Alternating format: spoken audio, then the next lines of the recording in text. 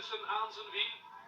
Hier hebben we Laurent Fignon met Per Pedersen. Ja, Fignon wil die groep nog verder uitdoen. Ongelooflijk hoe die rijdt. Ja, hij blijft gewoon rijden, maar ik vrees toch dat in die finale, hij moet toch een beetje voorzichtig zijn, want de Ronde van Vlaanderen is heel zwaar. Ja, want Argentin komt nu aan die gaat. Argentin, Fignon kijkt naar rechts en van links kwam het gevaar. Argentin, en ja, nu moet Fignon even passen, hè. Natuurlijk, Dames, ik weet niet hoe dikwijls dat een Fignon de Ronde van Vlaanderen al heeft uitgereden, maar heel weinig denk ik. En ja, inderdaad. je moet echt de Ronde van Vlaanderen niet onderschatten. Daar is Danes naartoe gesprongen en hier valt het nu even stil. Het is van niet meer kunnen en van niet meer willen een paar, maar ook een paar zeker van niet meer kunnen, net zoals Fignon eigenlijk. Zeker weten, hier kun je goed zien wie echt vermoeid is en dat gaat gewoon heel makkelijk blijven zitten. Met Chiandri in laatste positie, dan Ballerini. Vrij snel van Chiandri. Zeker. Kan heel hard spurten. Het wordt nog een moeilijke klus voor de man van de Vijver, denk ik. En wie werkt het daar aan? Dat is Maassen voor Van Hooijdonk. Maassen van Hooijdonk. Van der Eerst. Van der Eerst, ja. Museeuw dan. Sergeant. Lepotaro. En Van der. En dit na al die kilometers net kruipend weer. Al die korte hellingen. En Chiandri als laatste. 1 minuut en 12, ja. Kijk. Op de zaak. Wagens zitten er tussen. Als je de muur zal zien. De muur van Leberg. Met dit groepje op weg naar de Leberg. Tot het fotograferen van Schmil. Waarbij het beu was dat het omgekeerde altijd gebeurde, terwijl Tristan Hofman het daar moeilijk lijkt, of rijdt die lek, ja. Die lijkt lek te rijden achteraan. Ja, dat is zo. Want dus, ja, een wiel alsjeblieft, roept hij naar die motor toe, want er is een motor voorbij gereden wellicht met reservewielen op. Ja, hier is het. Kijk. Ja, ik dacht erop zit, het is gewoon een afloper en die staat niet, wat je niet direct lek weet. Celui-là, c'est Moncassin, qui passe bien. Et alors, il y a encore 2 coureurs qui sont avec Moncassin. Le numéro 7, Frank Vandenbroek. Vous êtes nombreux à l'attendre. Lui, en tout cas, il répond déjà à la note. Et Marc Sergent. C'est quand même extraordinaire, ça, cette image. Vandenbroek, Sergent. J'ai envie de dire qu'il y a 2 générations entre eux, pratiquement, et pas une, dans le code coureur cycliste. Marc Sergent, 36 ans. Et Frank Vandenbroek, 21 ans. Donc, ces coureurs qui viennent de revenir, 6 hommes qui rejoignent 6 autres coureurs. Et on se retrouve avec un groupe très intéressant de 12 hommes. Valérini et Vandenbroek pour l'équipe PGB. Farazijn et Sergent pour les lotos, Van Bonnet Sørensen pour les Rabobank de Yamaraz, Vasseur et Moncassin pour l'équipe française Cannes, Michelson pour Festina, Piane Gonda pour l'équipe italienne Polti, Holm chez Télécom les Allemands et Hoffmann pour l'équipe TVM. Voilà les 12 coureurs qui se trouvent actuellement en tête du circuit de Volk alors que les coureurs se trouvent donc dans le Leberg.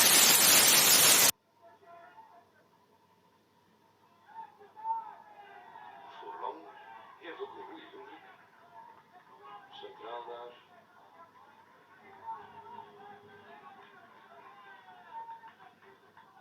Mania. Bijna 5% gemiddeld en een steilste stukje van 11%.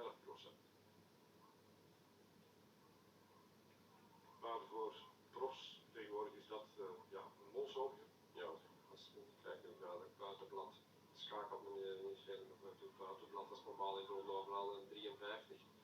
De meesten gebruiken dan ook kroontjes van 11 naar 21. Zoals ik vanmorgen bij de meeste ploegen kunnen zien heb. Dus met die 9 versnellingen nu achteraan is er geen probleem meer voor alle versnellingen. Dus voor zowel de 7. Attaque de Bartoli. Attaque de Bartoli avec Schmidt dans la roue. Directement dans le Leberg et Museeuw en troisième position, comme si jamais c'était prémédité. Voilà, quelle puissance. Schmidt là, très attentif. Et je vois ni Van Petegem ni Vandenbroek dans l'immédiat. Hein. Et Vandenbroek blancarte et Van Petegem pas dans l'immédiat, mais Schmidt le plus attentif de tous, bloqué avec Bartoli devant. Et Museeuw derrière, il est à l'aise Museeuw. Alors derrière c'est Van Petegem qui va revenir. Il y a un Rabobank dans la roue. Voilà Van Petegem. Le Rabobank n'est autre que 2 vainqueurs et puis un sacré trou. Quelle attaque terrible de Bartoli dans le Leberg. Van zijn met Van den Broeke. De sterkste stukje zoals u hem ziet staan is 11% in de laatste 300 meter. En weer Van den Broeke. Hij voelt zich te goed werkelijk. Wil zich tonen voor eigen volk. Dat wil zich eigenlijk altijd tonen hoor, daar niet van. Zo zei het ook vanmorgen. Ik wil tonen dat ik er ook ben voor het volk in Vlaanderen, in de eigen koers, in de eigen streek. Daniele Nardello. De Leberg met onze 3 leiders, dat zijn dus op kop Mark Wouters, in tweede positie Serpellini en hier Taffi, Andrea Taffi, de man die deze 3 meesleurde, die ging lopen uit dat peloton van die favorieten. Al wat er voorreed werd langzaamaan voorbij gereden. Hier krijgen we dat ook te zien. Machtig Servaas Knaven op de Leberg dus. 40 seconden op de Leberg. 25 seconden op de Berendries. En dan op dat lange stuk richting Brakel, waar Van Petegem overigens thuis is. Riders coming up behind them. Here we are now. This is the junction on the climb. So we've got 14 riders here now, all together on the climb. Van Heef is going bonkers on the back there to try and just hold on. As at the front now, it looks like Nardello, who is going very quickly. He's decided to hit those riders straight away. 16% here on the Leberg. Right in second position is Lugo Dirksen. He won't know yet. There's been a couple of riders come back, but those riders still got back at the very wrong moment. Henry there just slowly clawing his way back onto the tail of the group. The move by Nardello did absolutely nothing at all.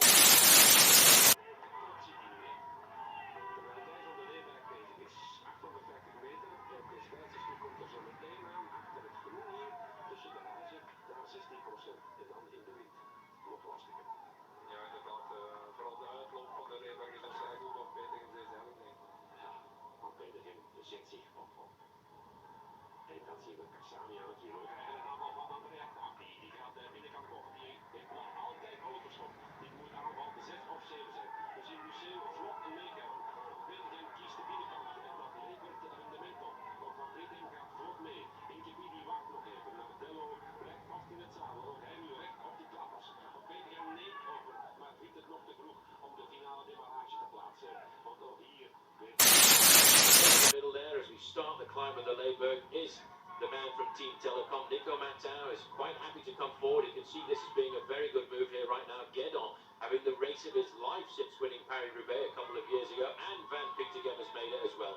Peter Van Petegem, we are now looking at the same protagonists who were on the acceleration last year. Peter Van Petegem doesn't live too very far away from here, and this is the first time we've seen him putting his nose to the front end. The big names are coming out to play, Phil. They certainly are now. Van Petegem knows that this is the move that Museo is making. He could not wait in the peloton. He had to go with it between Museo and Van Petegem. Aldijk closing the gap, and Museo chases it. There's Pieri. Showing flex his legs there, Paul, as he gets to the Leberg. And that's a 1.1 kilometre. It's actually quite a nasty little ascent. And I'm afraid to say, man ahead of them in the lead group is Gert Verheyen. He's riding 1 minute 6 seconds. Well, 58 seconds, the latest check on the screen there. 2:29 to the peloton, and I think they're calling this group now the peloton. Which is rather sad because I don't think Johan Museo has managed to make contact with this group. There's George Hincapie, and he's moving up on the right hand side. He's attacking, in fact, this is a move by Hincapie. Hincapie is going to really stir them up there. You can see the reaction. They're not going to let Hincapie get off the front quite that easily. No, because they're looking for someone now to light the blue touch paper and get this race underway. Because they're in the process of being run down by 8 men up front. 7 of them who have been away for much of the day. And it's now taking a very serious turn. These are the 2 leaders though, and Constantino Zavaya must have been thinking a few moments ago, well, it's all over for me. I'm about to get caught. And now he's just received a rejuvenation because he's been joined here by Constantino. He's been joined here by Balan on the front. So he's just seen the men he expects to ride well get to the front on his team. And now it's going to be a reshape here on the Leberg, leaving just 2 riders out front, Zabaya and the man who caught him, Balan. It's all back together in the no man's land. There's still 2 leaders off the front end of the group, and looking back there, Constantino Zabaya is not worried at all of going to the front and doing his share of the pacemaker.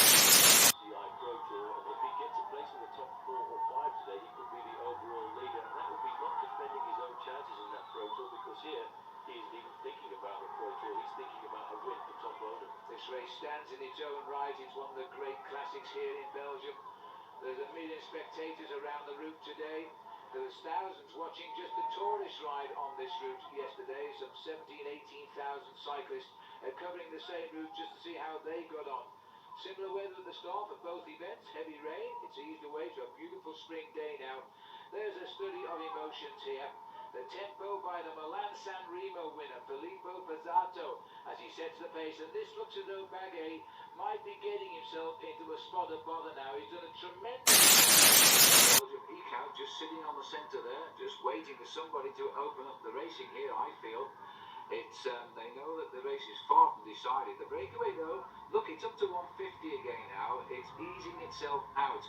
We're not sure where Stefan Wesselman has got to now. Has he been picked up or is he right? Riders now, I think, possibly a little bit of a wasted move at the end of the day, but they didn't use any energy from O'Grady. He stayed in the slipstream. He's back on the front. I think the idea there from CSC was to possibly try and isolate and split up Team Quickstep, but that's certainly not happened. Look at how many blue jerseys, Phil, are at the front. Het pakje rammel gekregen heeft. En de grote rammel moet nog komen, zo. 47 kilometer officieel. En als er inderdaad sneeuw ligt. Want ik kan me voorstellen dat zij thuis de broek draagt, maar dit geheel terzijde. Hier de volgende in alweer een imponerend moment. Maar er is nu wel meer rustig dat tempo bepalen. Met de Bonen die rustig het veld overschaalt door Lusloft aan het wiel, Philippe Gilbert. Maar Gilbert geraakt toch aan het wiel. Ze kennen elkaar natuurlijk. Was dat niet in Parijs-Tours een paar jaar geleden? Maar natuurlijk, dat kan me niet inbeelden dat deze jongetjes zich heel erg graag zien. Maar moet Gilbert daarin trappen? Maar ik vraag me dat af, hè, Gilbert die met de Volder doorgaat, de Volder die dan misschien straks opdracht gaat krijgen als er eenmaal voorop is met Gilbert van niet meer rijden. En dan zit Gilbert daar met zijn goede benen. Dus Gilbert heeft toch in de ronde van Vlaanderen al enorm veel energie verspeeld. And this again will stretch the legs. The big question, Paul, is will Tom Bonen launch another attack on it from the chase?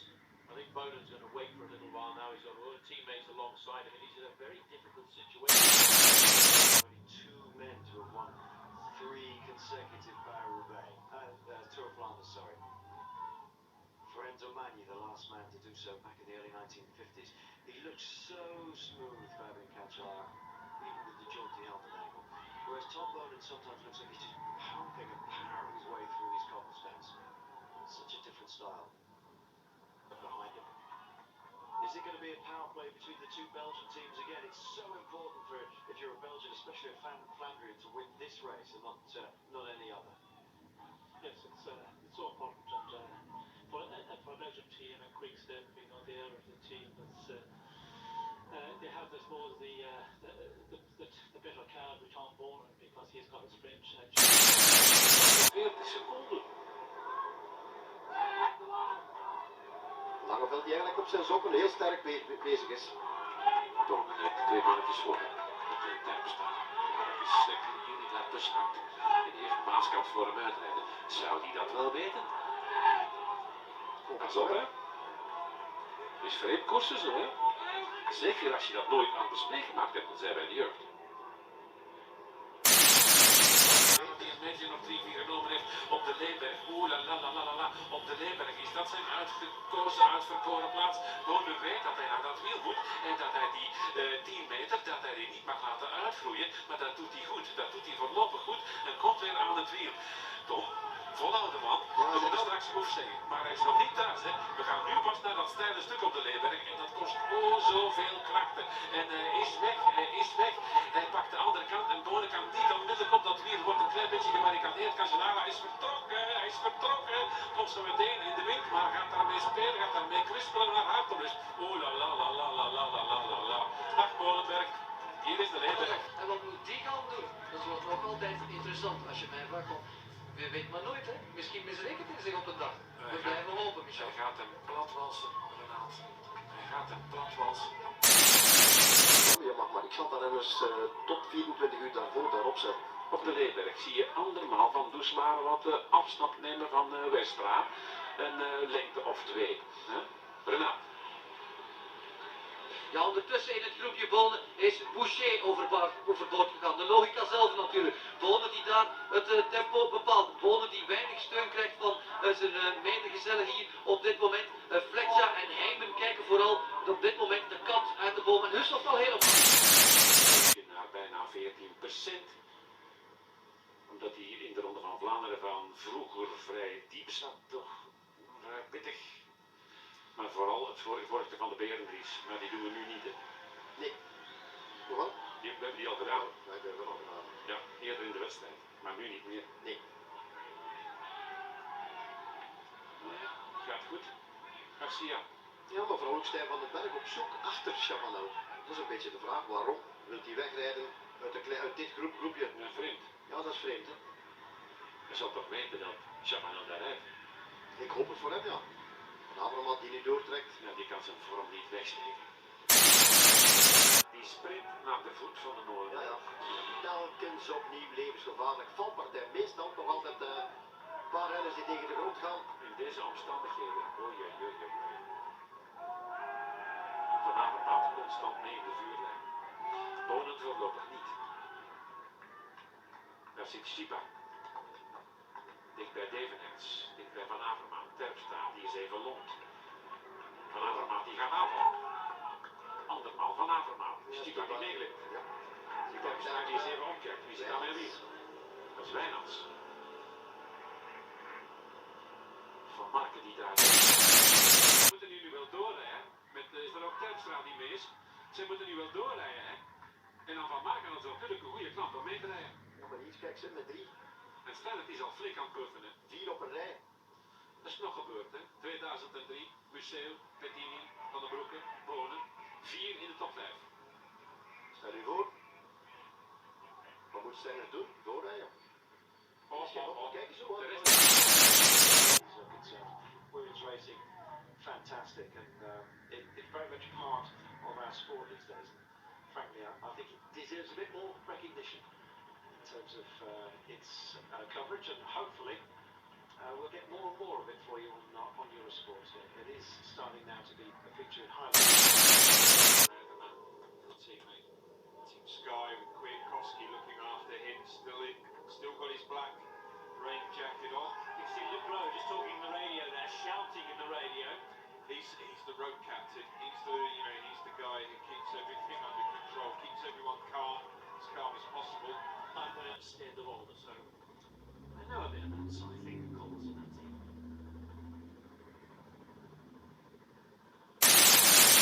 The attacks potentially can happen. We called it this morning is that watch out for this area after the double section of Pave before you get to the Leberg. A team who want to really push on here, and if you get 3 or 4 riders who accelerate big time on the front of the peloton, well then if you're too far off, then you have to make a big effort to get back into the front end of affairs, and you do not want to do that at this point. We're still just under 115 kilometers to go. We did see there Finney